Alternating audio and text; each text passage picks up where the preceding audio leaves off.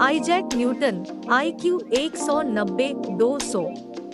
Sir Isaac Newton एक वैज्ञानिक का एक और उदाहरण है। इस मामले में एक भौतिक विज्ञानी अपने समय से बहुत आगे।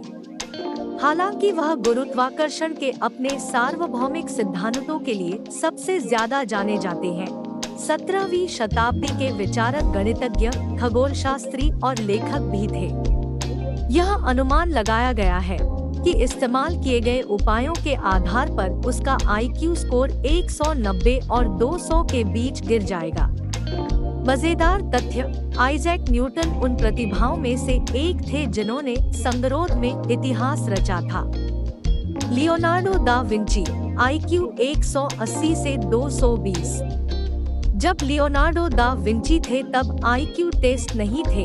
अब यह अनुमान लगाया गया है कि उनका स्कोर 180 और 220 के बीच रहा होगा। यह तब समझ में आता है जब आप इसके बारे में सोचते हैं। कला और विज्ञान से लेकर संगीत और वास्तुकला तक के कौशल के साथ दा विंची ने न सिर्फ अलग-अलग क्षेत्रों में काम किया है, बल्कि वह उनमें उत्कृष्ट भी है।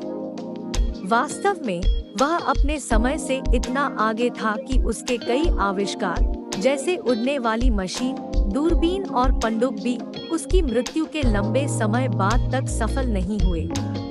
उन गुप्त संदेशों का पता लगाएं जिन्हें उन्होंने अपने चित्रों में छुपाया था। Jacob Barnett, IQ 170।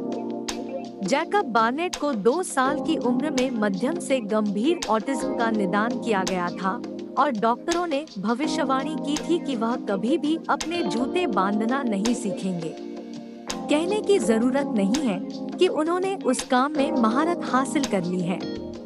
अमेरिकी बच्चे कौतुक ने 1 साल से भी कम समय में ग्रेड 6 से 12 तक पूरा किया, फिर 10 साल की उम्र में कॉलेज गया। वह 13 साल की उम्र तक एक प्रकाशित भौतिक विज्ञानी था। अब वह 21 साल का है और अपनी PhD की दिशा में काम कर रहा है। Judith Polgar, IQ 170। हंगेरियन शतरंज मास्टर को अब तक की सर्वश्रेष्ठ महिला शतरंज खिलाड़ी माना जाता है।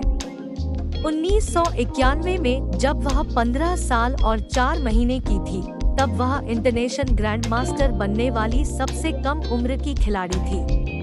उसके पास 170 का IQ होने की सूचना है। वैसे शतरंज रणनीति बोर्ड गेम में से एक है जो आपके स्मार्ट को विकसित करने में मदद करेगा। रिक रोसन, IQ 192 से 198। रिक रोसन ने 30 से अधिक IQ परीक्षण किए हैं, जिससे पता चलता है कि उनका IQ 192 और 198 के बीच है। यह इस बात पर निर्भर करता है कि परीक्षण उनके स्कोर को कैसे परिभाषित करते हैं। दुनिया के कथित रूप से दूसरे सबसे चतुर व्यक्ति के टीवी लेखक बनने से पहले उन्होंने बाउंसर, स्ट्रिपर और नग्न मॉडल के रूप में काम किया।